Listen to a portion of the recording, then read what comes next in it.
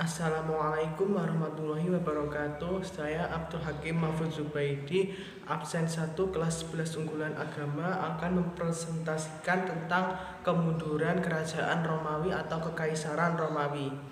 Faktor-faktor kemunduran kekaisaran Romawi ada 7. Yang pertama, sistem suksesi yang tidak jelas.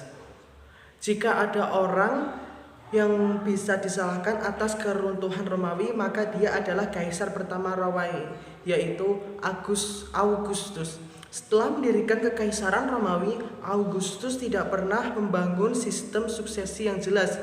Hasilnya, ketika seorang kaisar harus diganti, ada banyak suksesor yang akan bersaing satu sama lain. Terkadang para suksesor tersebut mengakhiri pelayanan mereka kepada kaisar yang sedang berkuasa agar bisa naik tahta. Setelah kaisar tersebut meninggal atau digantikan, tentunya hal ini sering berujung pada plot pembunuhan yang terjadi di lingkungan kekaisaran. Lambat laun, hal ini akan menciptakan sebuah sistem yang rapuh dan tidak stabil dalam 200 tahun pertama kekaisaran Romawi saja. Hanya Titus yang menjadi satu-satunya kaisar yang menggantikan ayahnya sendiri. Vespasianus dan Commodus menjadi kaisar pertama yang lahir sebagai anak kandung dari kaisar yang sedang berkuasa pada saat itu, yaitu Marcus Aurelius. Dan faktor keruntuhan kerajaan Romawi yang kedua ialah penurunan nilai mata uang atau inflasi. Hal ini membuat ekonominya tidak menjadi stabil dan mata uang di wilayah tersebut menjadi kecil. Ketika Kaisar Nero menghadapi krisis ekonomi di masa pemerintahannya, ia memutuskan untuk menurunkan mata uang Romawi. Ia pun mengurangi kemurnian koin Romawi dengan mengurangi jumlah logam mulia di dalamnya. Dia melakukan hal ini secara bertahap, yang sayangnya diikuti oleh inflasi di kemudian hari. Denarius, koin Romawi yang umum dipakai pada saat itu, memiliki kandungan perak sebesar 91,8%. Pada masa Nero berkuasa, 76,2%. Selama masa Marcus Aurelius berkuasa dan pada masa Nero dan Marcus Aurelius berkuasa, 76,2% dan 58,3% pada masa Kaisar Septimius Severus. Seperti yang telah disebutkan saya tadi, penurunan nilai koin Romawi telah memicu inflasi yang parah. Bahkan Kaisar Diocletian terpaksa mengeluarkan dekret kekaisaran untuk mengendalikan inflasi pada tahun 301 Masehi.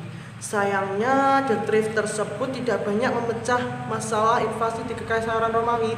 Selain itu, inflasi ini melahirkan efek samping yang lebih berbahaya, yaitu penimbunan koin. Para arkeolog sendiri telah menemukan banyak timbunan koin di akhir masa kekaisaran Romawi.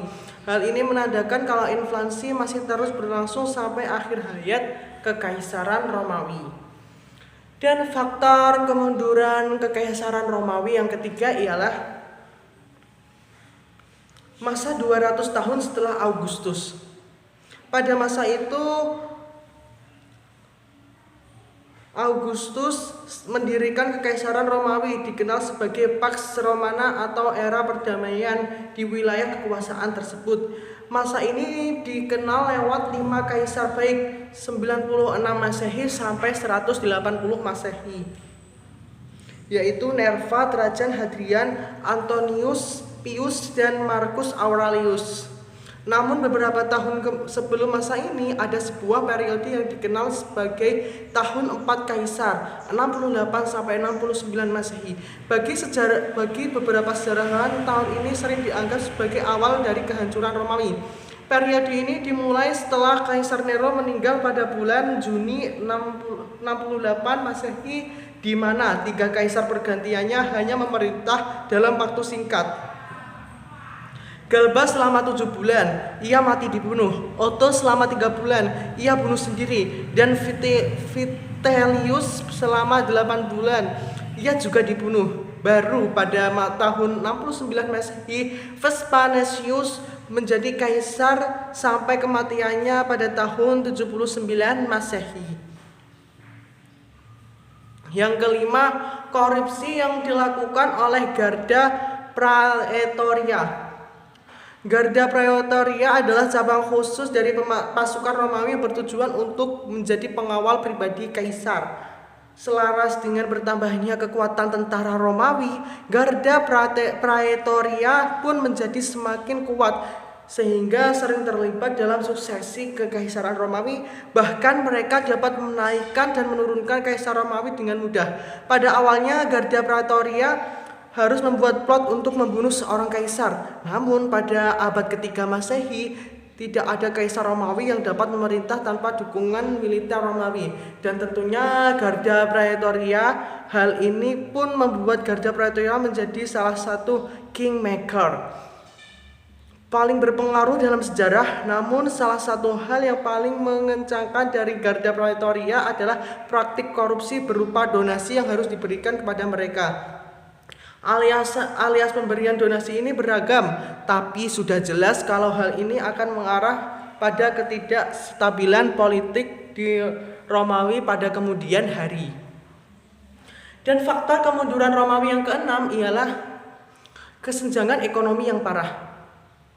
Meskipun sering digambarkan sebagai kekaisaran Romawi yang mulia dan maju, nyatanya ketidaksetaraan sosial dan ekonomi sudah berakar kuat dalam masyarakat Romawi. Seperti yang diketahui, tulang punggung dari Romawi mereka adalah sektor pertanian yang mengandalkan tenaga kerja budak. Seharusnya kaisar Romawi ialah memberikan pekerjaan, bukan memperbudak. Kalau memperbudak maka hasilnya tidak pas dan pasti tidak stabil ekonomi pada masa tersebut. Dan yang ketujuh ialah ukuran kekaisaran yang terlalu besar. Menurut beberapa sejarawan, wilayah yang terlalu luas adalah salah satu alasan mengapa kekaisaran Romawi runtuh. Karena dengan wilayah yang sangat luas, perjalanan ke suatu kota akan membutuhkan waktu selama berminggu-minggu.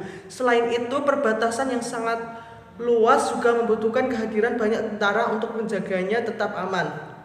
Namun yang lebih penting adalah kesulitan untuk mengontrol wilayah seluas ini dari kota Roma. Tantangan ini pun memaksa Kaisar Diocletian untuk membagi kekaisaran Romawi menjadi dua, yaitu Kekaisaran Romawi Barat yang berpusat di Roma dan Kekaisaran Romawi Timur dengan pusat Bizantium.